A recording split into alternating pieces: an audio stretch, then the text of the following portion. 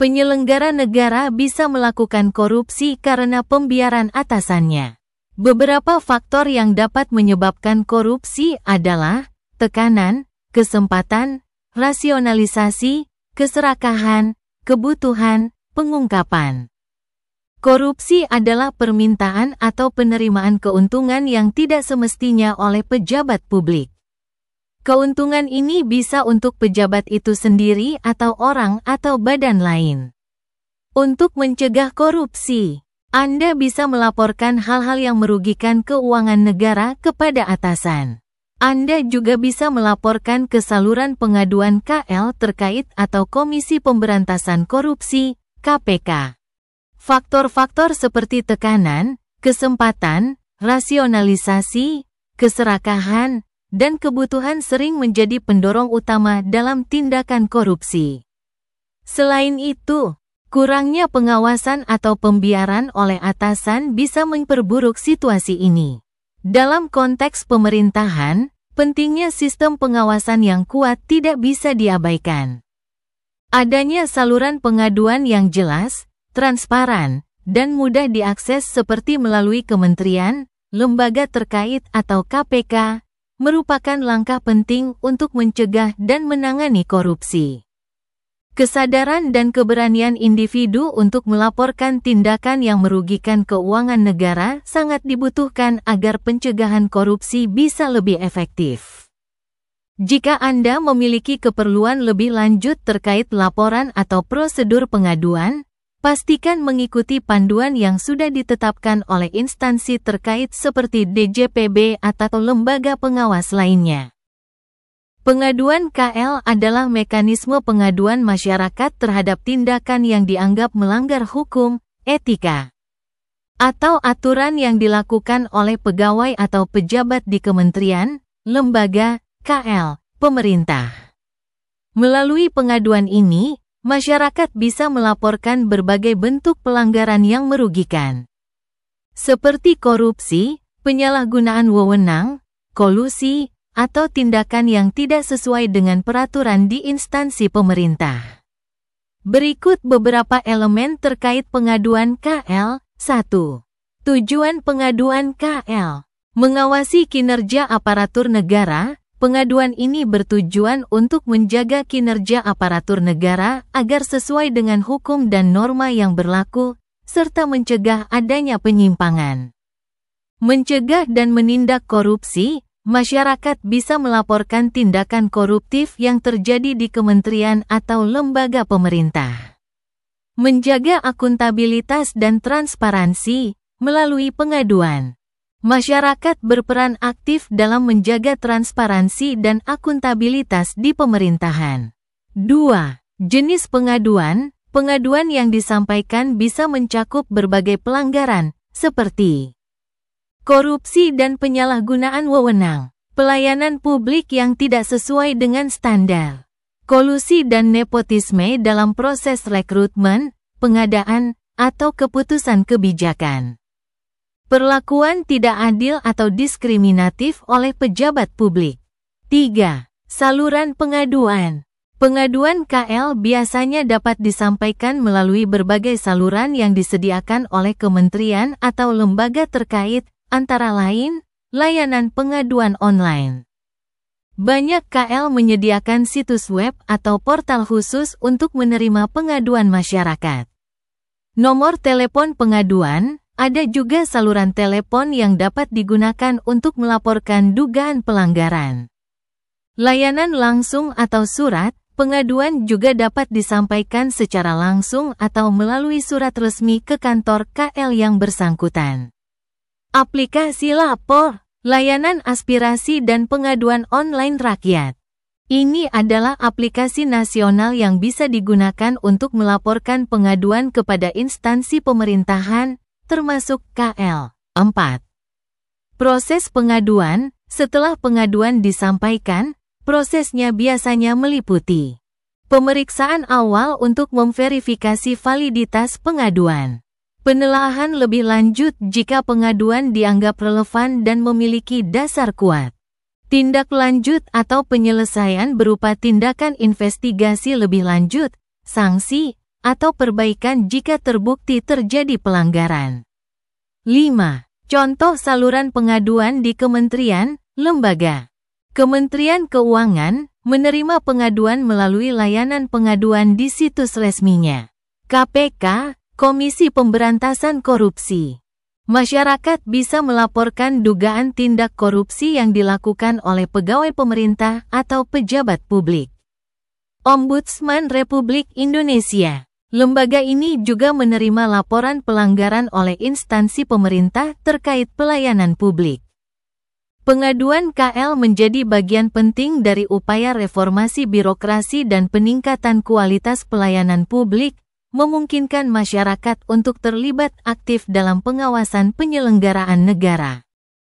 DJPB, Direktorat Jenderal Perbendaharaan, adalah salah satu direktorat jenderal di bawah Kementerian Keuangan Republik Indonesia yang bertanggung jawab dalam pengelolaan keuangan negara.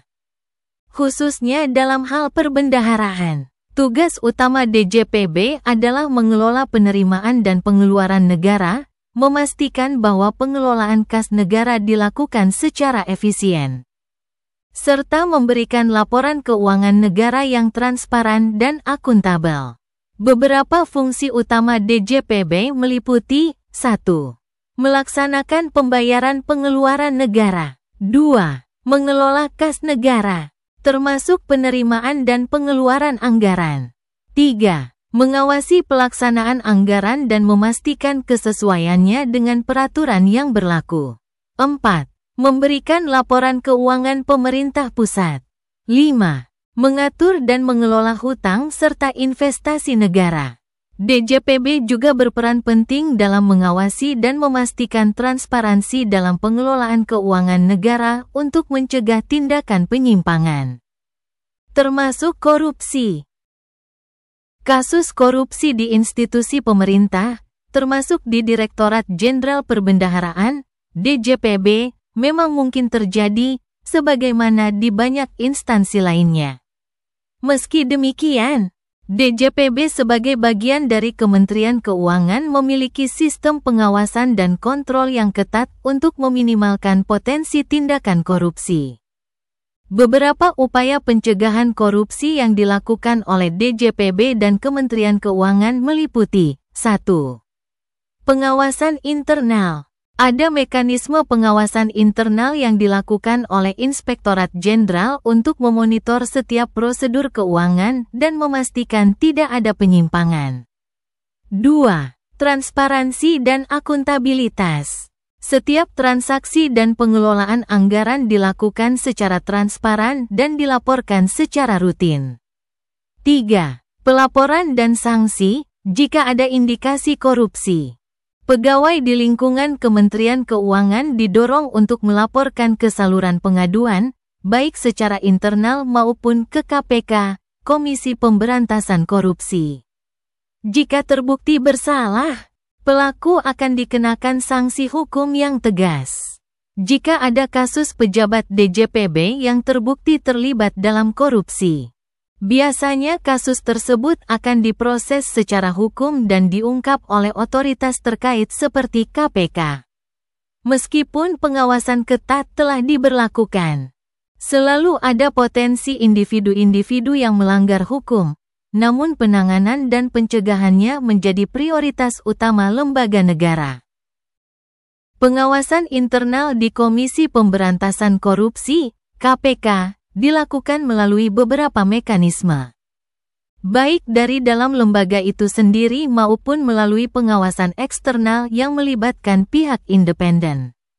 Pengawasan ini bertujuan untuk memastikan bahwa KPK, sebagai lembaga anti korupsi, bekerja sesuai dengan prinsip integritas, transparansi, dan akuntabilitas.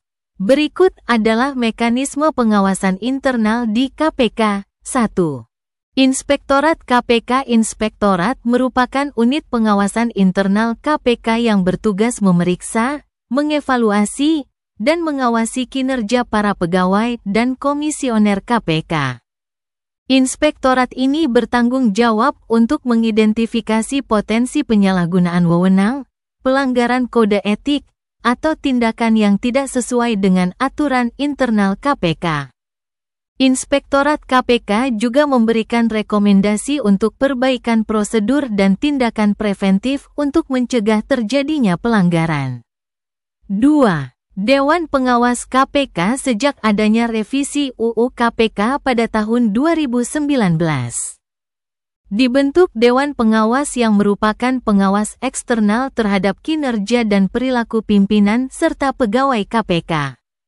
Dewan Pengawas memiliki beberapa tugas penting, yaitu mengawasi pelaksanaan tugas dan kewenangan KPK, memberikan persetujuan atau penolakan terhadap tindakan-tindakan tertentu, seperti penyadapan, penggeledahan, dan penyitaan yang dilakukan KPK. Melakukan evaluasi dan penilaian terhadap kinerja pimpinan KPK. Memproses pengaduan masyarakat terkait dugaan pelanggaran kode etik yang dilakukan oleh pimpinan atau pegawai KPK. Menjatuhkan sanksi jika terbukti ada pelanggaran etik. Dewan Pengawas dipilih oleh Presiden dan terdiri dari individu-individu yang memiliki reputasi baik, serta tidak memiliki kepentingan politik. Mereka diharapkan menjadi penyeimbang kekuatan KPK dan menjaga agar KPK tetap bertindak sesuai hukum. 3. Komisi Etik KPK selain Dewan Pengawas. KPK juga memiliki komisi etik yang bertugas menangani pelanggaran kode etik oleh pegawai KPK, termasuk komisionernya. Komisi etik melakukan pemeriksaan atas dugaan pelanggaran nilai-nilai integritas, profesionalisme, atau penyalahgunaan jabatan di lingkungan KPK. Mereka bisa memberikan sanksi kepada individu yang terbukti melanggar, yang bisa berupa teguran hingga pemecatan. 4. Sistem pelaporan dan whistleblowing. KPK memiliki sistem whistleblowing, yaitu mekanisme di mana pegawai KPK atau pihak luar bisa melaporkan tindakan yang diduga melanggar hukum atau etika di dalam organisasi.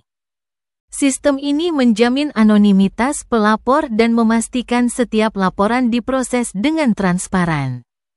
Hal ini membantu menciptakan lingkungan kerja yang lebih bersih dan mencegah adanya praktik-praktik koruptif di dalam KPK sendiri.